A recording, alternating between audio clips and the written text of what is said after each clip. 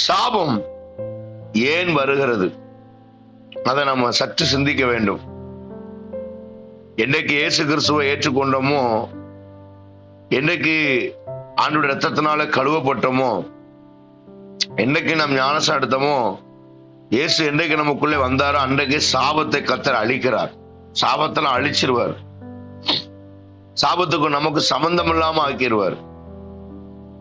ஆனா நாம் இடம் கொடுக்கும் போது, நாம் அந்த சாபத்துக்கு இடம் வழிவகுக்கும் போது, நிச்சயமாக சாபம் நம்மை தொடுவதற்கு வாய்ப்புகள் உண்டு.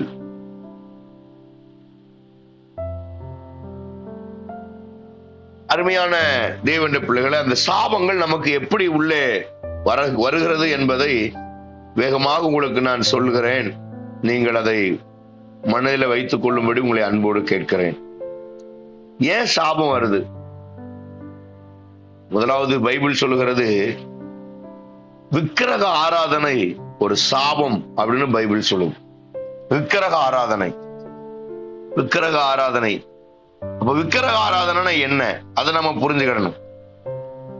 விக்கிரக ஆராதனை அப்படின்னா ஒரு சொரூபத்தை, ஒரு சிலையை வணங்குவது மட்டும் விக்கிரக ஆராதனை அல்ல.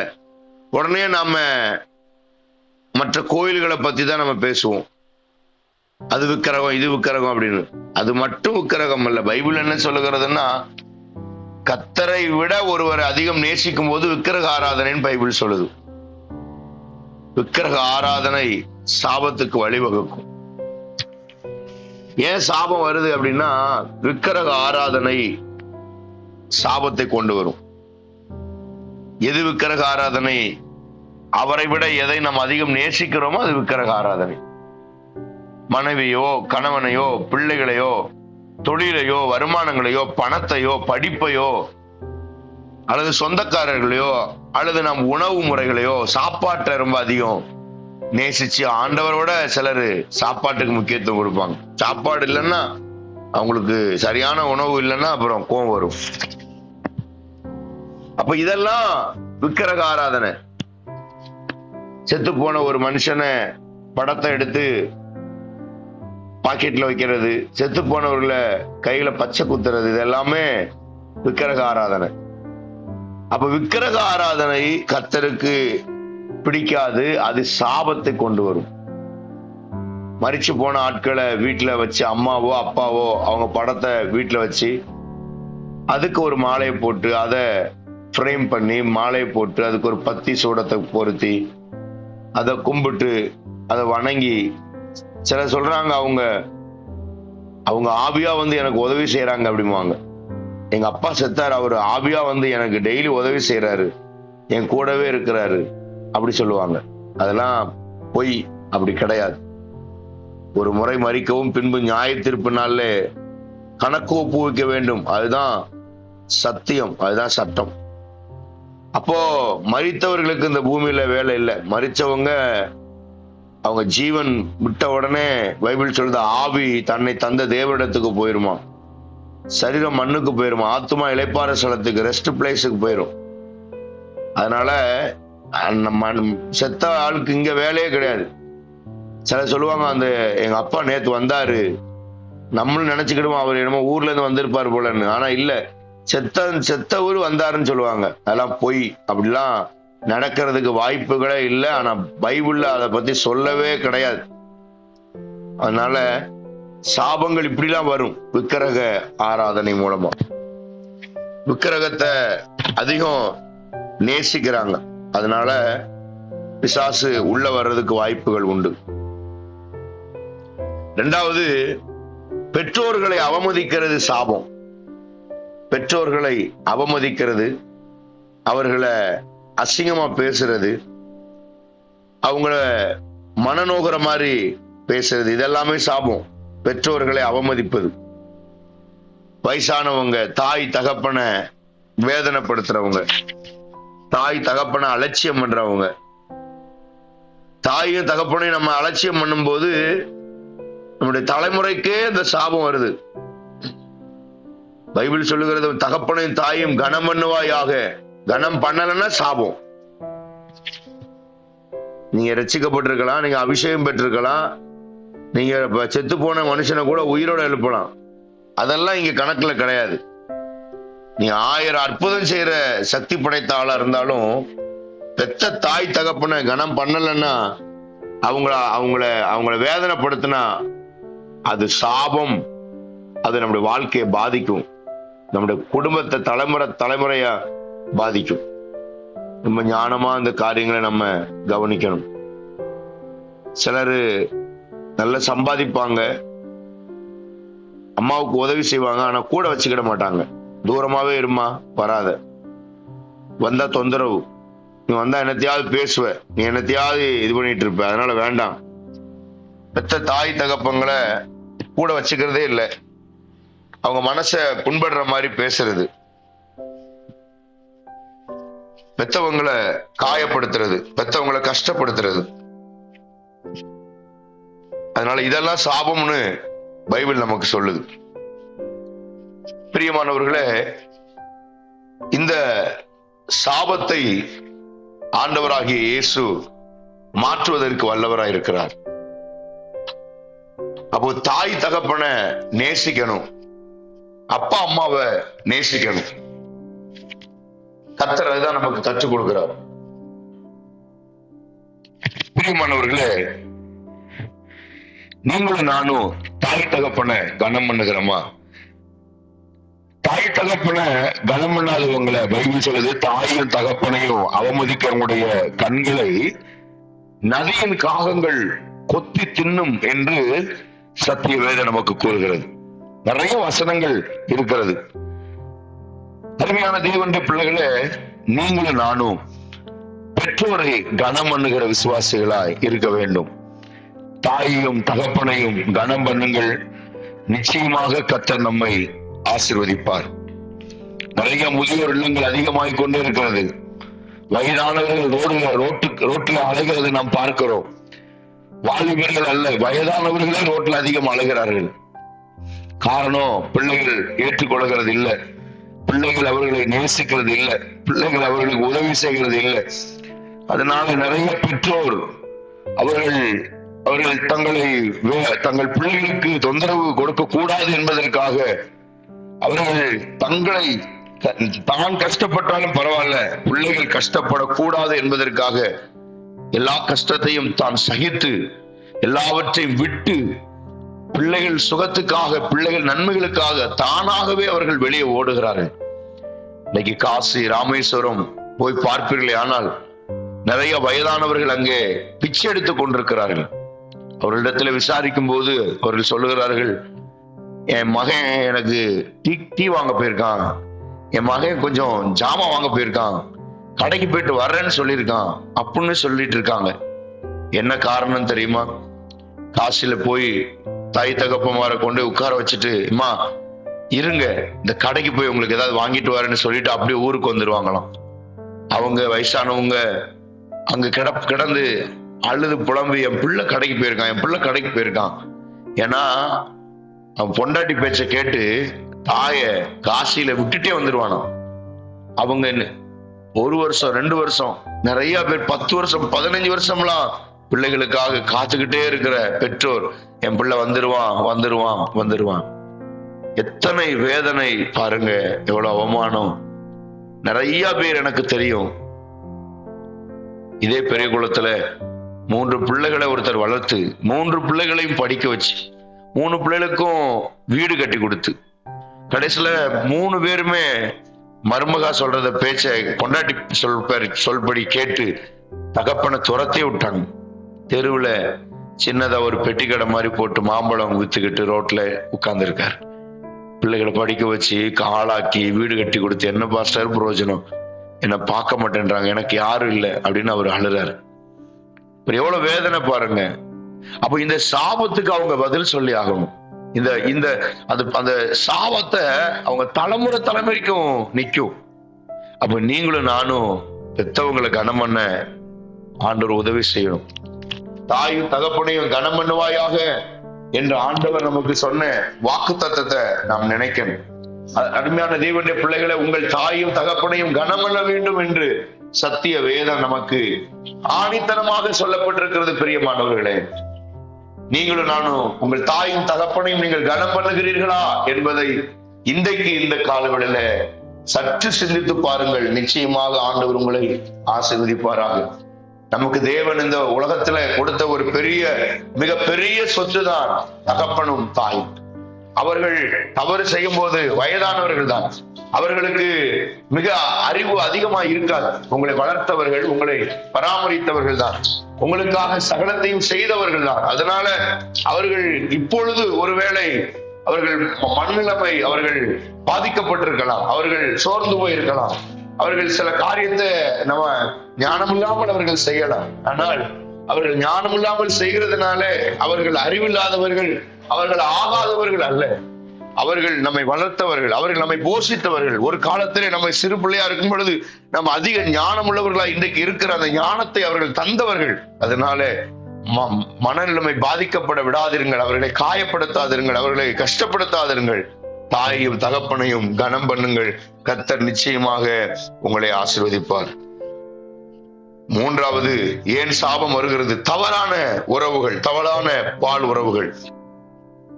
கணவன் மனைவி உறவை தாண்டி இன்னொருவரை நேசிக்கும் போது சாபம் வருகிறது என்று வேதம் நமக்கு சொல்லுகிறது. தவறான உறவுகள் அது நம்ம குடும்பத்தை பாதிக்கும், அது நமக்கு சாபத்தை உண்டாக்கும், பிள்ளைகளை பாதிக்கும் என்பதை நாம் ஒருபோதும் மறந்துவிட வேண்டாம். கர்த்தருடைய நாமம் மகிமைப்படட்டும். நீங்கள் இந்த சாபங்களுக்கெல்லாம் நீங்கி கர்த்தருக்கு உண்மையாய் வாழ தேவன் நமக்கு உதவி செய்வாராக. நான்காவது, உடல் ஊனமுற்றவர்களை அவமதிப்பது நமக்கு சாபம் என்று வேதம் சொல்லுகிறது. அங்கவீனமானவர்களை அவமதிப்பது, முக்கியமாக அன்னகர்கள், திருநங்கைகளை அவமதிப்பது, முடியாதவர்களை, மற்றவர்களை, கை இல்லாதவங்க, கால் இல்லாதவங்க, தலையில முடி இல்லாதவங்க, ஊமையா இருக்கிறவங்க, வாய் பேச தெரியாதவங்க, காது கேட்காதவங்க, ரொம்ப குள்ளமா இருக்கிறவங்க, ரொம்ப ஹைட்டா இருக்கிறவங்க, ரொம்ப குண்டா இருக்கிறவங்க, எல்லாத்தையும் நாம அவமதிக்கும் போது சாபம் வருகிறது. அப்ப நம்ம என்ன செய்யறோம்னா, கர்த்தர் சிருஷ்டித்த ஒரு சிருஷ்டிப்பையே நம்ம அவமானப்படுத்துறோம். தேவன் உண்டாக்கின, அவர் சிருஷ்டித்த, அவர் உருவாக்கின அவரையே நம்ம நிந்திக்கிற மாதிரி. ரொம்ப ஞானமா நம்ம செயல்படணும். மற்றவர்களை அவமதிக்காதபடிக்கு கர்த்தர் உண்டாக்கின படைப்பை, சிருஷ்டிப்பை நாம் அவமானப்படுத்தும் போது சாபம் நம்ம குடும்பத்தை ஆளுகை செய்கிறது. அதுல இருந்து வெளியே வருவதற்கு மிக கடினம். அடிக்கடி பிரச்சனைகள் வந்து கொண்டே இருக்கும். ஏன் எதுக்குன்னு நம்மளால கண்டுபிடிக்கவே முடியாது. காரணம் சாபம்.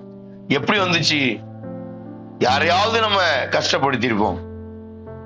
எனக்கு தெரிந்த ஒரு ஊழியர், இன்னொரு ஊழியருடைய மனைவி குழந்தை உண்டாயிருக்கும் போது அந்த அந்த அந்த அந்த சகோதரிய பாஸ்டமாவை ரொம்ப அவமானமா பேசினார். நீ பெரிய ஆளா, நீ பெரிய பத்தினியா, நல்லவளா அப்படின்னு சொல்லி அசிங்கமா அந்த வயிற்றுல இருக்க குழந்தையும் குறிச்சு பேசினார். அந்த பாஸ்டமா ஒண்ணுமே சொல்ல, ஒரு பெருமூச்சு விட்டாங்க, என்ன ஆண்டவரே அப்படின்னு சொல்லி, அவ்வளவுதான். கடைசியில அவருக்கு 18 வருஷமா குழந்தை இல்லை. கடைசியில ஏன் குழந்தை இல்லைன்னு கேட்கும்போது இந்த சாபம் அவங்க குடும்பத்தை பாதிச்சது. குழந்தையே இல்லை. ஏன் குழந்தை இல்லை? இதுதான் பிரச்சனை. சில நேரங்களில் மற்றவங்க, உண்மை உள்ளவங்க படுகிற அந்த பெருமூச்சு ஒரு சாபத்தை கொண்டு வரும். அதனால மற்றவங்களை, அங்கவீனமானவர்களை, சுகவீனமானவர்களை, குறைவுள்ளவர்களை, இயற்கையாகவே சரீரத்துல ஏதோ ஒரு பிரச்சனையோடு இருக்கிறவங்களை நம்ம ஒரு நாளும் அவங்கள வேதனைப்படுத்தவோ, அவமானப்படுத்தவோ, குற்றப்படுத்தவோ, கேலி கிண்டல் கூத்து செய்யவோ ஒரு நாளும் கூடாது. அது நம்ம வாழ்க்கையை கெடுத்துரும். ஐந்தாவது, திருட்டு புத்தி, சாபம். திருடும் போது சாபம் உண்டாகிறது. பொய் சாபம். உண்மையை சொல்லலைன்னா சாபம் வரும். அப்போஸ்தலர் 5ஆம் அதிகாரத்துல நீங்க 1ல இருந்து வாசிக்கும் போது, அனனியா சப்பிரியார் பொய் சொன்னாங்க. பேதுரு கேட்கிறான், நீங்கள் மனுஷனிடத்துல அல்ல கர்த்தரிடத்துல அல்லவா பொய் சொன்னீர்கள், உங்க மேல சாபம் விழும் அப்படின்னு சொல்லும் போது அவர்கள் 2 பேரும் செத்தார்கள். பொய் சொல்றது, உள்ளதை உள்ளது, இல்லது இல்லது என்று சொல்லுங்கள், இதற்கு மிஞ்சினது தீமையினால் உண்டாயிருக்கும். உள்ளதை சொல்றதுக்கு பயம், பொய் சொல்லி மற்றவங்களை மாட்டி விடுறது, பொய் சாட்சி, கோர்ட்ல பொய் சாட்சி, வேலை செய்ய இடத்துல பொய் சாட்சி, பொய் சொல்லி மத்தவங்களை மாட்டி விடுறது, பார்த்ததை பார்க்கலன்னு சொல்லி, பார்க்காத பார்த்தேன்னு சொல்லி மாத்தி மாத்தி பேசி பெரிய ஆபத்தை சந்திக்கிறாங்க. காலவெளியில இந்த சத்தத்தை கேட்கிற தேவ பிள்ளைகளை, எல்லாவற்றுக்கும் என்னால வசனத்தை எடுத்து உங்களுக்கு சொல்ல முடியும், ஆனால் நேரம் போதாது. பொய் நாவு கர்த்தருக்கு அருவருப்பானது. பொய் சொல்லி ஒருவரை காயப்படுத்தும் போது அந்த சாபம் நம்மை சுற்றி வருகிறது. திருட்டு புத்தி, மற்றவருடைய பொருட்களை இச்சிப்பது, எடுப்பது, தேவனுக்கு கொடுக்க வேண்டியதை எடுப்பது, கர்த்தர் கொடுக்க சொல்லியும் கொடுக்காம இருப்பது சாபம். தேவனுக்கு கொடுங்கள், கர்த்தருக்கு கொடுக்கிறவளை கர்த்தர் ஆஸ்வதிக்கிற கொடுங்கள், அப்பொழுது உங்களுக்கு கொடுக்கப்படும். எடுத்துக்கிட்டு இருக்கீங்க சில நேரங்கள்ல, கர்த்தர் பணத்தை எடுக்கிறோம், அது திருட்டு புத்தி. மல்கியால சொல்லப்பட்டிருக்கிறது, தசமாகளையும் காணிக்கைகளையும் பண்டகசாலை கொண்டு வந்து சேருங்கள், அப்பொழுது இடங்கொள்ளாமல் போகப்பட்டு உங்களை ஆஸ்வதிக்கணும் மாட்டேனோ என்று என்னை சோதித்து பாருங்கள். அவருக்கு பணத்தை எடுத்துடக்கூடாது, அடுத்தவன் பணத்தை எடுத்துடக்கூடாது. ஒரு இடத்துக்கு போறீங்கன்னா பணம் கீழே கிடக்குன்னா அதை எடுத்து கொடுக்க வேண்டிய இடத்துல கொடுக்கணும். கர்த்தர் எனக்கு தந்தார், கர்த்தர் கொடுத்தார், கர்த்தருடைய நாமத்துக்கு ஸ்தோத்திரம்னு சொல்லிடக்கூடாது. ஆறாவது, மேலான அதிகாரிகளுக்கு எதிர்த்து நிற்பது சாபம். மேலான அதிகாரிகளுக்கு, அது ஊழியக்காரா இருக்கலாம், அது உங்களுடைய பள்ளிக்கூடத்துல பிரின்சிபாலா இருக்கலாம், டீச்சரா இருக்கலாம், கவர்மெண்ட் அதிகாரிகளா இருக்கலாம். அவங்களுக்கு கீழ்ப்படியணும். மேலான அதிகாரங்களுக்கு கீழ்ப்படிந்திருங்கள்னு ஆண்டவர் சொல்றாரு. அவங்கள திமிரும் போது, அவங்களுக்கு விரோதமா நம்ம காரியங்களை செய்யும் போது சாபம் வருது. பைபிள் சொல்லுது, ஆண்டவர் சொல்றார், உன் ஜனத்தின் அதிபதியை தீது சொல்லாதிருப்பாயாக. தீது போய் அவங்கள குறை சொன்னா சாபம். ஊழியக்காரன் உங்களுக்கு கடிஞ்சு கொண்டா ஏத்துக்கிடுங்க, உங்க பாஸ்டர் உங்களை திட்டினா ஏத்துக்கிடுங்க. ஏதோ காரணத்தோட தான் ஆண்டவர் அனுமதிச்சிருப்பாரு. காரணம் இல்லாம அவங்க உங்களை குற்றப்படுத்துறதுக்கு அங்க அவங்கள்ட்ட ஒண்ணும் இல்லை, அதனால அவங்களுக்கு எந்த லாபமும் கிடையாது. ஏழாவது, தானே தன்மேல் போடும் சாபம். உங்க மேல நீங்களே சாபம் போட்டுக்கிறதுக்கு வாய்ப்புகள் இருக்கு. உங்க மேலேயே, நான் விளங்க மாட்டேன், சே எனக்கு ஒண்ணு வேதனையா இருக்கு, எனக்கு வாழவே பிடிக்கல, நான் செத்துருவேன், நான் பாஸ் ஆக மாட்டேன், நான் முன்னேற மாட்டேன், எனக்கே தெரியுது நான் நல்லவன் இல்லை, எனக்கே தெரியுது எனக்கு வாழவே பிடிக்கல. இப்படியே உங்க மேல நீங்களே போடுற சாபம். அடுத்தால் தேவையில்லை, நீங்களே போதும். உங்களையே நீங்க சபிச்சு, உங்களையே நீங்க சாபம் போட்டு ஒண்ணு இல்லாம ஆக்கிடலாம். உங்க மேலேயே நீங்க போடுற சாபம் பழிக்கும். தயவு செய்து உங்களை குறையா பேசாதீங்க, உங்களை விரக்தியா பேசாதீங்க. உங்க மேல நீங்களே சாபத்தை குமிச்சுக்கிடாதீங்க. நான் உருப்பட மாட்டேன், நான் முன்னேற மாட்டேன், ஐயோ அவ்வளவுதான் என் வாழ்க்கையே போச்சு, என்னத்தை நான் வாழ போறேன், இப்படியே சிலர் சொல்லிட்டே இருப்பாங்க. அது எப்படி, இது எப்படி, அதனால என்ன, இதனால என்ன, இப்படியே பேசுவாங்க. அப்போ இதெல்லாம் சாபத்தை கொண்டு வரும் தான் பைபிள் சொல்லுகிறது. தலையில அடிக்கிறது, சிலர் பாத்தீங்களா தலையில அடிச்சுடுவாங்க, ஐயோ ஐயோ ஐயோ ஐயோன்னு நெஞ்சில் அடிப்பாங்க, தலையில அடிப்பாங்க. தலையில அடிச்சுக்கிட்டு அவங்களே அவங்க மேல சாபத்தை போடுவாங்க. சரி நான் ஏன் தான் பிறந்தனோ, நான் பிறந்த நேரம் சரியில்லையோ, சி ஐயோ ஐயோ ஐயோன்னு தலையில அடிச்சுக்கிடுவாங்க. அது பெரிய சாபம். ஏன்னா அதுக்கு விசாரணையே தேவையில்லை. நீங்களே சொல்லிடுறீங்க, நான் செத்துருவேன், நான் வாழ மாட்டேன், எனக்கு பிடிக்கல, நான் ஃபெயில் ஆயிருவேன், நான் முன்னேற மாட்டேன். கர்த்தர் அறிவு கொடுத்திருப்பாரு, ஆண்டவர் ஞானம் தந்திருப்பாரு. ஆனா நம்ம திரும்ப திரும்ப சொல்றது, நான் ஒன்னும் முன்னேற மாட்டேன், எனக்கு என்னத்த அறிவு இருக்கு, நான் என்னத்த பெரிய இது, நான் என்ன நான் என்ன நான் என்ன, அப்படியே சாபம் வந்துடும். எட்டாவது, ஒன்பதாவது, பெற்றோர் பிள்ளைகளின் மேல போடு சாபம். உங்க பிள்ளைகள் மேல நீங்க சாபத்தை போடவே கூடாது. பெற்றோர் பிள்ளைகள் மேல சாபம் போடக்கூடாது. நீ உருப்பட மாட்டடா, நீ உருப்படவே மாட்ட அப்படின்னு பிள்ளைகளை சொல்லக்கூடாது. நீ விளங்கவே மாட்ட, என்ன திட்டுற பாரு, எனக்கு கீழ்ப்படிய மாட்டேன்ற, நீ விளங்க மாட்ட, நீ நாசமாத்தான் போவ, என் கண்ணு பார்க்கும். சில பெற்றோர் சொல்றது, என் கண்ணு பார்க்கும் நீ பிச்சை எடுக்கிறது அப்படிவாங்க. எத்தனையோ அந்த கள்ளிப்பட்டில நான் நிறைய பார்த்திருக்கேன். நீ பிச்சை எடுக்கிறது என் கண்ணு பார்க்கும், அது பெரிய ஆசீர்வாதம், அது பெரிய பெருமையா? பெத்த பிள்ளைங்க பிச்சை எடுக்கிறத நீங்க பாக்குறது பெருமையா? உலகம் காரி துப்பும். நீ எருமாடு தான்டா மேய்ப்ப, கடைசியில மாடுதான் மேய்ப்பான். ஏன்னா பெத்தவங்கிட்ட சாபம். பெத்தவங்க நல்லவங்கள கெட்டவங்கள அதெல்லாம் பேச்சு கிடையாது. பெத்தவங்க மனசு நொந்து பேசுற வார்த்தை பழிக்கும். அதனாலதான் நிறைய பிள்ளைங்க, உங்க பிள்ளைங்க பெற்றோர் நீங்க போட்ட சாபத்தினாலேயே பிள்ளைங்க அப்படியே அடங்கி கிடக்குதுங்க, நாசமா போய் கிடக்குதுங்க. சில பிள்ளைகள் நல்ல ஞானமுள்ள பிள்ளைங்க, சில பெற்றோர் போட்ட சாபத்தினால அந்த பிள்ளைகள் வெளியே எந்திரிச்சு வர முடியல, அவங்களால முன்னேற முடியல, அதை வெளியே சொல்லவும் முடியல. என்ன நடக்குதுன்னு அவங்களுக்கே தெரியல. ஏன்டா இப்படி நம்ம இருக்கோம் சொல்ல தெரியல.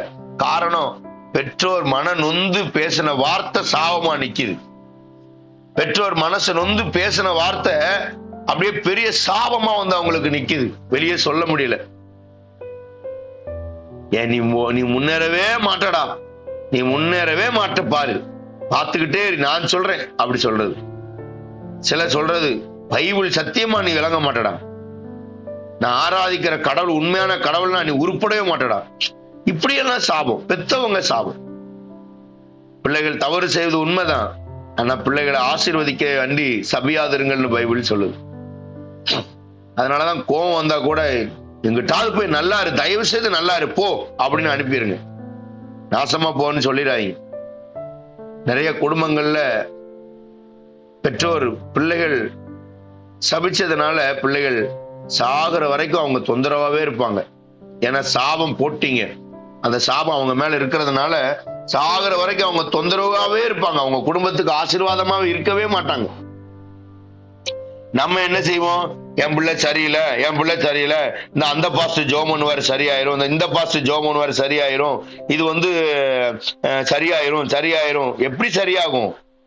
நீங்க போட்ட சாபம் அவங்க மேல கிடக்குதே, நீங்க போட்ட சாபம் உங்க பிள்ளை பாதிக்குதே, நீங்க போட்ட சாபம் உங்க பிள்ளைகளை வேதனைப்படுத்துதே.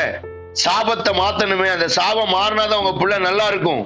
ஏன் ஃபெயில் ஆயிட்டே இருக்கு, ஏன் படிப்பு வரல, ஏன் கண்ணு சரியில்லை, ஏன் காது கேட்க மாட்டேங்குது, ஏன் பேச தெரியல, ஏன் அறிவில்லாம அலையிறான், ஏன் கால் அங்கவீனமா இருக்கிறான், ஏன் சுகவீனப்படுறான், ஏன் வியாதி வந்துட்டே இருக்கு? காரணம் என்ன? நீங்க போட்ட சாபம், உங்க பிள்ளை மேல போட்ட சாபம் அப்படியே பழிக்குது, வெளியே சொல்ல முடியல அவனால, அவனுக்கு தெரிய மாட்டேங்குது. சில வியாதிக்கு காரணமே தெரியல, சில வியாதிக்கு காரணமே தெரியல. ஏன் அப்படின்னா உங்க தாய் தகப்பம் போட்ட சாபம். சின்ன பிள்ளையிலேயே போட்டிருப்பீங்க ஒரு சாபத்தை. ஒரு பிள்ளைய நேசிச்சு ஒரு பிள்ளைய நேசிக்காம, ஒரு பிள்ளைய சபிச்சு ஒரு பிள்ளைய ஆசீர்வதிச்சு. பிரியமானவர்கள், அதனாலதான் பைபிள்ல நிறைய இடத்துல தாய் தகப்பம் ஆசீர்வதிக்கிறத பாக்குறோம்.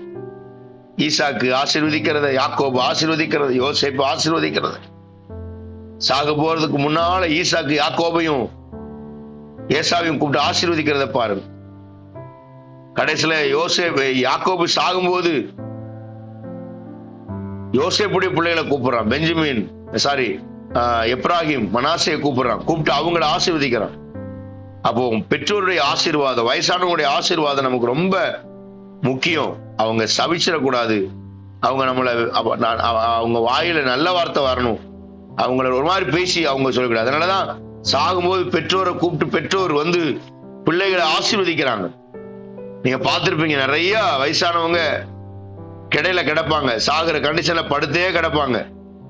பிள்ளைகள் அவங்கள நல்லா பராமரிச்சு வைக்கும்போது தாய் பக்கத்துல கூப்பிட்டு தள்ள கை வைப்பாங்க, கை வச்சு என் செல்லம், என் தங்கம், நீ நல்லா இருக்கணும். அதெல்லாம் சும்மா கிடையாது, அதெல்லாம் ஆசீர்வாதம், அப்படியே பழிக்கும்.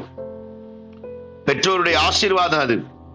அதே இது நீங்க சாகிற காலத்துல கவனிக்காம போட்டு அவங்களை அடிக்க மிதிக்க, அவங்களுக்கு சோறு கொடுக்காம, அவங்களுக்கு தனி தட்டு கொடுத்து அவங்களை கஷ்டப்படுத்தும் போது அவங்க மன நொந்து சொல்ற வார்த்தை பழிக்கும், அப்படியே பழிக்கும். பெற்றோர் நம்ம மேல விட்ட சாபம், பிள்ளைகள் மேல் போடுற சாபம். சில வீடுகளில் பார்த்தீங்கன்னா அப்பா அம்மாவுக்கு தனி தட்டு, ஏன்னா அவங்க வயசானவங்க, சுத்தம் இருக்காது, அவங்கள தனியா பாக்குறது, அவங்களுக்கு தனி துண்டு, அவங்களுக்கு தனி தட்டு, அவங்களுக்கு தனி சோப்பு, அவங்களுக்கு தனி வீடு, தனி ரூமு. நீ அங்கிட்டு இங்கிட்டு, ஐயோ நீ மோன்றுவ பேண்டுருவ, அதெல்லாம் ரொம்ப நாரும், கவிச்சு அடிக்கும், கவுள் அடிக்கும், வேண்டாம் வெளியே போ. இப்படி எத்தனை பெற்றோரை கஷ்டப்படுத்தி வச்சிருக்காங்க தெரியுமா? அவங்க போடுற சாபம் நம்மளை பழிக்கும். ஒரு பையன் அவங்க அம்மாவுடைய உண்டில உடைச்சி காசு எடுத்துட்டான். உடனே அவங்க அம்மா அவன் மேல போட்ட சாபம், நீ திருடன் தாண்டா, என்னைக்காவது ஒரு நாள் நீ திருடு இன்னைக்கு வீட்டுல திருடுற, நாளைக்கு ரோட்ல திருடி போலீஸ்ல கம்ப்ளைண்ட் ஆகி நீ போலீஸ் ஸ்டேஷன்ல இருப்ப, நான் வந்து பார்ப்பேன், அதை பார்க்கிற வரைக்கும் நான் சாக மாட்டேன்னு சொல்லிருச்சு அந்த அம்மா. கடைசியில என்னாச்சு தெரியுமா? அவன் ஜெயிலுக்குள்ளே போலீஸ் ஸ்டேஷன்லயே போய் திருட ஆரம்பிச்சிட்டான்.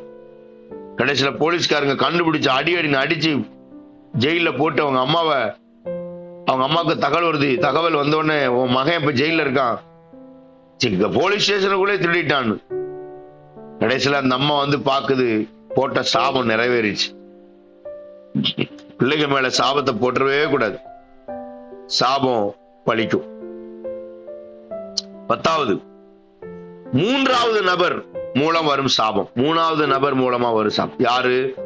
முதலாளி, டாக்டர், பாஸ்டர், வாத்தியார், டீச்சர், இவங்க போடுற சாபம். ஒரு ஸ்கூல்ல நம்ம பாடம் எடுக்கிறோம்னா நம்ம பிள்ளைகளை பார்த்து நம்ம கோவத்துல நம்ம சொல்லிடக்கூடாது, நீ விளங்க மாட்டா, நீ மாடு மேய்ப்படா, நீ எருமாடு மேய்ப்படா, ஏ பன்னி, ஏ கழுத, நீ விளங்கவே மாட்ட. இந்த மாதிரி டீச்சர்ஸ் பிள்ளைகளை சபிச்சிடுறாங்க. நான் படிக்கும்போது எங்க டீச்சரு அடிக்கடி சொல்லுவாங்க, நீ மாடு மேய்ப்ப. உண்மைதான். இப்ப ஆண்டவர் மாடு மேய்க்க வைக்கல, ஆடு மேய்க்க வச்சிருக்காரு, அவ்வளவுதான். ஒரு மேய்ப்பனா, ஒரு பாஸ்டர் மேய்க்கத்தானே செய்யறேன் விசுவாசிகளை. ஒரு 120 ஆட்டை மேய்ச்சிக்கிட்டு இருக்கேன். எங்க டீச்சர் சொன்னது அப்படியே நடந்துருச்சு. நீ மாடு மேய்ப்படான்னு. என்ன ஒண்ணு, மாட்டுக்கு பதிலா ஆடு, அவ்வளவுதான். ஆனா நான் மேய்க்கத்தான் செய்யறேன். என்னைக்குமே டீச்சர்ஸ் பேசுற வார்த்தை அப்படி பழிக்கும். பிள்ளைகள் மேல அப்படி சாபத்தை போட்டுறாதீங்க. டீச்சர்ஸ் அந்த சாபத்தை போட்டுறக்கூடாது. நீ விளங்க மாட்ட, நீ உருப்பட மாட்ட, நீ நாசமா தாண்டா போவ, சி நீ விளங்க, இப்படிலாம் சொல்லவே கூடாது. 1000 கோபம் நமக்கு வரும், 1000 நமக்கு வேதனை இருக்கும், அப்படியே அடிச்சு தின்னு துப்பிடலாம் போல இருக்கும். இருந்தாலும் தயவு செய்து என் கண்ணு முன்னாடி நிக்காது, அங்கிட்டு போ, நீ நல்லா இருப்போ, அப்படி சொல்லிருங்க. நீங்க போடுற சாபம் ஒரு சந்ததியவே பாதிக்கும். அதனால அது வேண்டாம். 3வது நபர் முதலாளி. கர்த்தர் உங்களுக்கு ஒரு முதலாளியை கொடுத்திருக்காரு, அந்த முதலாளிக்கு உண்மையா இருங்க. ஒருவேளை கவர்மெண்ட் சம்பளம் வாங்கினீங்கன்னா அந்த கவர்மெண்ட்டுக்கு உண்மையா இருங்க, உண்மையா கணக்காமீங்க, உண்மையா இருங்க, கொடுத்த வேலையில உண்மையா இருங்க. பள்ளிக்கூடத்துக்கு இத்தனை மணிக்கு போகணும், அத்தனை மணிக்கு போங்க. லேட்டா போய்கிட்டு லீவ் அடிக்கடி போட்டுட்டு ஹெட்மாஸ்டரை திட்டுறது, கூட வேலை பார்க்கிற சக ஊழியர்களை திட்டுறது, கவர்மெண்ட்ல வேலை பார்த்து கவர்மெண்ட்ல இருக்கிற ஆபீசரை திட்டுறது, அவன் வந்துட்டான், இவன் வந்துட்டான், ஐயோ அந்த நாய் வந்தாலே ரொம்ப டார்ச்சர் பண்ணுவானே, அப்படி சொல்றதுனால நம்ம மேலான அதிகாரிகள் விடுற சாபத்துக்கு நம்ம ஆளாயிருவோம். முதலாளி, நமக்கு ஒரு முதலாளி, ஆனா முதலாளிக்கு அநேக தொழிலாளி. அதனால எல்லா தொழிலாளியும் அப்படி பார்க்கும்போது அந்த சாபத்தை நம்ம மேல போட்டக்கூடாது. தயவு செய்து உங்க முதலாளிக்கு அடங்கிருங்க. டாக்டருக்கு கீழ்ப்படிங்க, பாஸ்டருக்கு கீழ்ப்படிங்க. பாஸ்டரை கஷ்டப்படுத்தாதீங்க, ஊழியக்காரனை வேதனைப்படுத்தாதீங்க, ஊழியக்காரர் மனம் நொந்து போயிடுற மாதிரி செய்யாதீங்க, ஊழியக்காரரை சந்தோஷப்படுத்துங்க, ஊழியக்காரர் மனம் புண்படுற மாதிரி நடக்காதீங்க. பிரியமானவர்களே, உங்க சபை பாஸ்டர் சந்தோஷமா இருக்கணும், அவர் மனசு காயப்படாதபடிக்கு பார்த்து கொள்ள வேண்டும். கடைசியாக விவாகரத்து. அடிக்கடி விவாகரத்து ஆகுது, அடிக்கடி கரு சிதைவு, அபார்ஷன், அடிக்கடி விபத்து, வீட்டுல சண்டை, டெய்லி என் கையில ஏதாவது ஒண்ணு வெட்டிரும், அல்லது நகைக்கண்ணுல இடிச்சிரும், கால் தட்டிரும், அடிக்கடி ரத்தம் சிந்துது, வறுமை, எப்போதும் வறுமை. எப்ப கேட்டாலும் சிஸ்டர் என்ன சிஸ்டர் செய்றீங்க, சர்ச்சுக்கு ஏதாவது உதவி செய்யுங்க, ஐயோ நானே கஷ்டப்படுறேன், நானே பிச்சை எடுக்கிற மாதிரி இருக்கேன், நானே சோறு இல்லாம இருக்கேன், நானே தண்ணி இல்லாம இருக்கேன். ஒண்ணுமே இல்ல பாஸ்டர், ஒண்ணுமே இல்லப்பா சார், ஒண்ணுமே இல்ல. இது தரித்திரம், இது சாபம். ஒரு நாள் இல்லாம இருக்கும், ஓயாம இல்லைன்னு சொன்னீங்கன்னா அது ஒரு சாபத்துக்கு அடையாளம். தரித்திரம், சாபம். அடிக்கடி விவாகரத்து உங்க குடும்பத்துல ஒவ்வொருத்தருக்கும் நிறைய பேருக்கு நடக்குதுன்னா அதை ஆண்டவர்கிட்ட கேட்டு அந்த சாபத்திலிருந்து வெளியே வரணும். விவாகரத்து. அடிக்கடி விபத்து, எப்ப பாரு எங்கேயாவது விழுறது, எப்ப பாரு எங்கேயாவது ஆக்சிடென்ட், மாசத்துக்கு ஒரு ஆக்சிடென்ட், மாசத்துக்கு வண்டியில இருந்து ஒரு தடவை கீழே விழுந்துறது. போன வெள்ளிக்கிழமை இந்த அங்கிட்டு 3ஆம் தேதியில விழுந்தேன், சனிக்கிழமை அம்பேத்கர் சிலை பக்கத்துல விழுந்தேன், ஞாயிற்றுக்கிழமை காலேஜ் ரோட்ல விழுந்தேன், தேனி அலிநகரத்துல ஒரு நாள் விழுந்தேன். புதன்கிழமை வந்து அங்கிட்டு செவ்வரி விழுந்தேன். எப்ப பார்த்து விழுந்துகிட்டே இருக்கிறது, ஆக்சிடென்ட் ஆயிட்டு கை கால் ஒடிஞ்சிட்டே இருக்கும், அடிக்கடி ஆஸ்பத்திரிக்கு போயிட்டே. இது சாபத்துக்கு அறிகுறி. புள்ள வியாதியில தொடர்ந்து கஷ்டப்படுதா, சாபத்துக்கு அறிகுறி. உடனே ஆண்டவர்கிட்ட கேட்டு விசாரிச்சு, ஆண்டவரே மன்னிங்கன்னு சொல்லி தேவ சமூகத்தில் உட்கார்ந்துருங்க. அடிக்கடி சண்டை, சில வீட்டுல அடிக்கடி சண்டை வந்துகிட்டே இருக்கும். ஆனா இதுல முக்கியமானது என்ன தெரியுமா? சாப்பிடும் போது சண்டை வரும். அது பெரிய வேதனையான ஒண்ணு. கணவன் மனைவி பிள்ளைகள் சாப்பிடுறதுக்கு சாப்பாடு சோத்தை எல்லாம் முன்னாடி எடுத்து வச்சுட்டு சரி சாப்பிடலாம்னு உட்காரும் போது சின்னதா ஒரு பேச்சுவார்த்தை வரும். அது பெருசாகி யாரும் சாப்பிடாம எந்திரிச்சு போயிடுவாங்க. எல்லாம் சாபம். சாப்பிடும் போது சண்டை வந்துச்சுன்னா அது ஆண்டவர்கிட்ட கேளுங்க, என்ன ஆண்டவரே இப்படின்னு. ரத்தம் சிந்துறது, நடக்கும்போது காலை இடிச்சுக்கிறது. பைபிள் சொல்லுது, உன் கால் கல்லில் எழாதபடிக்கு அவருடைய கைகளை ஏந்தி கொண்டு போவார்கள் பைபிள் சொல்லுது. கால் நகக்கல்ல பெருவர்கள் அடிக்கடி செவுத்துல கல்லுல கட்டையில இடிக்கிறது சாபத்துக்கு அறிகுறி. அடிக்கடி வேதனை, வறுமை, எப்ப பாரு 10 ரூபா கூட இல்லாம, எப்ப பாரு காசு இல்ல காசு இல்ல காசு இல்ல காசு இல்ல காசு இல்ல காசு இல்ல, ஐயோ நான் கஷ்டப்படுறேன், ஐயோ நான் கஷ்டப்படுறேன், துட்டு துட்டு துட்டு, அங்க கடன் இங்க கடன். ஒரு நல்ல விசுவாசி ஒரு 5 வருஷம் அல்லது 3 வருஷம் தான் கஷ்டப்படும், அதுக்கு மேல கஷ்டப்படாது. அதுக்கு மேல கஷ்டப்படுதுன்னா அந்த விசுவாசிட்டு தான் கோளாறு இருக்கு. நீங்களும் நானும் ஒரு 5 வருஷம் கஷ்டப்படலாம், என்னென்ன சோத்து கூட வழி இல்லாம கஷ்டப்பட்டு இருக்கலாம். ஆனா 6வது வருஷம் நீங்க நல்லா இருக்கணும், அதுதான் ஆண்டோட திட்டம். இவைகளெல்லாம் கர்த்தர் நம்மளை மாத்தணும். சாபம் 11 விதமான சாபத்தை உங்களுக்கு சொன்னேன். அருமையான தேவனுடைய பிள்ளைகளே, இவைகளை மாற்றுவதற்கு தேவன் நமக்கு உதவி செய்யணும். பிரியமான தேவனுடைய பிள்ளைகளே, உங்க மேல நீங்க சாபம் போட்டுறாதீங்க. பெற்றோர் சாபம் போட்டுறக்கூடாது. பெற்றோர் அவமதிப்பது ஒரு சாபம். விக்கிரக ஆராதனை ஒரு சாபம். விக்கிரக ஆராதனை, தவறான உறவு, அங்கவீனமானவர்களை அவமதிப்பது. கடைசியாக ஒண்ணு சொல்றேன், மாம்ச புயத்தை நம்புவது. உங்களை நீங்க நம்புறது, உங்க பலனை நம்புறதே சாபம். உங்க மாம்ச புயத்தை, நான் பெரிய பெரிய நான் எல்லாத்தையும் ஆச்சா பூச்சா அப்படின்னு சொல்றதே சாபம். உங்க கை பலத்தை, உங்க கால் பலத்தை, உங்க திறமைய நம்புறது, அதெல்லாம் இல்ல. கர்த்தர் எனக்கு பலனா இருக்கிறார், கிறிஸ்து எனக்கு ஜீவன், சாவு எனக்கு ஆதாயம், என்ன பலப்படுத்துற கிறிஸ்துவ எல்லாவற்றையும் செய்ய எனக்கு பலன் உண்டு. எது எனக்கு பலன் உண்டு அல்ல, என்னை பலப்படுத்துகிற கிறிஸ்துவினால அவர் எனக்கு கொடுக்கிற பலன் என்னை ஓட வைக்குது. அதனால இந்த காரியங்கள்லாம் நம்ம மனசுல வச்சுக்கிடுவோம். இந்த 12 காரியத்தை கர்த்தர் நமக்கு உதவி செய்வாராக. விக்கிரக ஆராதனை சாபம், பெற்றோர் அவமதிப்பது சாபம், தவறான பாலுறவு சாபம், அங்கவீனமானவர்களை நாம் காயப்படுத்தி அவங்களை அவமதிப்பது சாபம், மாம்ச புயத்தை நம்புவது, கர்த்தரை விட்டு விலகுவது சாபம், மாம்ச புயத்தை உங்களை நம்பி கர்த்தரை விட்டு விலகுவது சாபம், திருட்டு புத்தி, பொய் சாபம், உண்மை இல்லாத தன்மை சாபம், மேலான அதிகாரிகளுக்கு எதிர்த்து நிற்பது சாபம், தானே தன்மேல் போடுற சாபம், பெற்றோர் உங்க மேல போடுற சாபம், 3வது நபர் உங்க மேல போடுற சாபம், அடிக்கடி விவாகரத்து, கரு சிதைவு, விபத்து, அடிக்கடி சண்டை, ரத்தம் சிந்துதல், வறுமை, எப்போதும் வறுமை, இல்ல இல்ல இல்ல, இது எல்லாமே சாபத்துக்கு அறிகுறி. இவ்வளவு நேரம் சாபம் எப்படி இருக்கும்னு சொன்னேன். ஆனா சாபத்திலிருந்து மாற்றுவது ஒரே ஒரு வழிதான். அதுக்கெல்லாம் 12 பாயிண்ட் கிடையாது, ஒன்னே ஒண்ணுதான். சாபத்தை எங்க போனாலும் நீங்க மாத்த முடியாது. தேவ சமூகத்துல வந்து முழங்காலிட்டு, ஆண்டவரே என் சாபத்தெல்லாம் மன்னிச்சிருங்க, நான் ஒப்புக்கொள்ளுகிறேன், நான் பாவி, நான் அப்படிலாம் செஞ்சிட்டேன், என்னை மன்னிச்சிருங்க அப்படின்னு நீங்க முழங்காலிட்டு கண்ணீர் விட்டுட்டீங்கன்னா இயேசுடைய ரத்தம் உங்கள் சாபத்தை உங்களை விட்டு மாற்றும். இயேசுடைய அபிஷேகம் உங்கள் சாபத்தை மாற்ற முடியும். தேவன் ஒருவரை தவிர சாபத்தை மாத்த யாரும் கிடையாது. கோயில் குளம் எங்கெங்கயோ போய் நீங்க ராமேஸ்வரம், காசி, திருச்செந்தூர், திருநெல்வேலி எங்க போனாலும் சரி, நீங்க ஊரா போய் சுத்தி தான் பாப்பீங்களே தவிர சாபத்தை ஒரு பிட்டு கூட உங்களால நவட்ட முடியாது. ஆனா இருக்கிற இடத்துல இப்போ கூட முழங்கால் போட்டு, ஆண்டவரே என் சாபங்களெல்லாம் என்னை விட்டு மாத்துங்க, எங்க அம்மாவை திட்டினது, எங்க அப்பா என் மேல, அம்மா என் மேல போட்ட சாபம், என் பெற்றோர் போட்ட சாபம், என் வாதியார் என் டீச்சர் போட்ட சாபம், ஆண்டவரே இதெல்லாவற்றையும் எடுத்து போட்டுருங்க. என் உண்மை இல்லாத தன்மை, என் திருட்டு புத்தி, ஆண்டவரே கர்த்தருக்கு கொடுக்காம நான் வச்சுக்கிட்டு நான் யூஸ் பண்ணது எல்லாம் மன்னிச்சிருங்கன்னு சொன்னா இயேசுடைய ரத்தத்தால உங்க பாவத்தை அவரால் மன்னிக்க முடியும். இருக்கிற இடத்துல நாம் கண்ணை மூடுவோமா? உண்மையிலேயே சில ஆட்கள் இப்படிதான் இருக்கிறீங்க. இந்த கூட்டத்துல ஆண்டுடைய சமூகத்துல ஒப்பு கொடுங்க. அடிக்கடி வியாதி வந்துட்டே இருக்கு.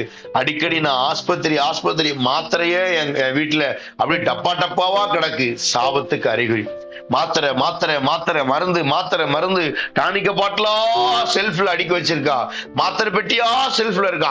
வீட்டுக்காரருக்கு ஒரு டப்பா, மனைவிக்கு ஒரு டப்பா, பிள்ளைகள் 3 பிள்ளைகளுக்கு ஒவ்வொரு டப்பால மாத்திரை மாத்திரை மாத்திரை மருந்து, ஒவ்வொரு வாரம் ஆஸ்பத்திரி. இந்த சாபத்துல இருந்து வெளியே வர்றதுக்கு கர்த்தர் இந்த காலவெளியில உங்களுக்கு உதவி செய்வாராக. இருக்கிற இடத்துல அப்படியே கண்ணை மூடி கொஞ்சம் ஜோமனோமா எல்லாரும் வாய் திறந்து ரீபாலா சந்தாலா ரபா இயேசுவின் நாமத்தினால சாபத்தை அடியோடு மாற்றுவீராக. ஆண்டவரே, நீ சொல்லி இருக்கிற ஒரு சாபமும் தேசத்துல இராது, சாபம் இராதுன்னு சொன்னீங்களே. ஒருவேளை இன்றைக்கு இந்த காரியங்கள் எல்லாம் எங்களுக்கு சாபமா இருந்தா என் ஆண்டவர் இன்றைக்கு அவைகளை மாற்றுவீராக, உடைய ரத்தத்தினால கழுவீராக. சாபத்தை மாற்ற இயேசு கிறிஸ்துவை தவிர வேறு வழி இல்லை. ஆண்டவர், எவ்வளவு பணத்தை செலவு பண்ணாலும் சாபம் எங்களை விட்டு மாறாது. ஆண்டவரே, எங்களை நீர் மாற்றுவீராக, எங்களை சாபத்திலிருந்து வெளியேற்றுவீராக, சாபத்திலிருந்து நாங்கள் விடுதலையாக கர்த்தர் உதவி செய்வீராக. ஆண்டவரே, நீரே எங்களுக்கு உதவி செய்வீராக. உங்களுக்காக நான் ஜெபிக்கிறேன். பரலோக ஆண்டவரே, இந்த நல்ல காலவெளியில் நம்முடைய சமூகத்தில் வருகிறேன். இந்த சத்தத்தை கேட்கிற நம்முடைய பிள்ளைகளுடைய வாழ்க்கையில கர்த்தாவே, இந்த 12 காரியங்கள்ல ஏதோ ஒரு விதத்துல அவர்கள் காயப்பட்டு கஷ்டப்பட்டு கொண்டிருப்பார்கள். ஆனால் இன்றைக்கு அதுல இருந்து ஒரு பெரிய விடுதலை கர்த்தர் தாரும், ஒரு பெரிய மாற்றத்தை ஆண்டவர் தாரும். சாபத்தை ஆசீர்வாதமாய் மாற்றுகிற நீர் ஒருவர் தான் ஆண்டவரே இருக்கிறீர். அவைகளை மாற்றி உடைய பிள்ளைகளை ஆஸ்வதிப்பீரால். இந்த செய்தியை கேட்டதுக்கு அப்புறம் இவர்கள் முழங்கால் படியிட்டு வீடுகளில் அழுது ஜெபம் பண்ணி அந்த சாபத்திலிருந்து வெளியே வர தேவ சமூகத்தில் ஒப்பு கொடுக்க கர்த்தர் உதவி செய்வீரால். நாமத்தை மையப்படுத்தி ஆசீர்வதி. இயேசுவின் நாமத்தில் ஜெபிக்கிறோம் நல்ல பிதாவே. ஆமென், ஆமென். கர்த்தர் உங்களை ஆஸ்வதிப்பாராக. God bless you.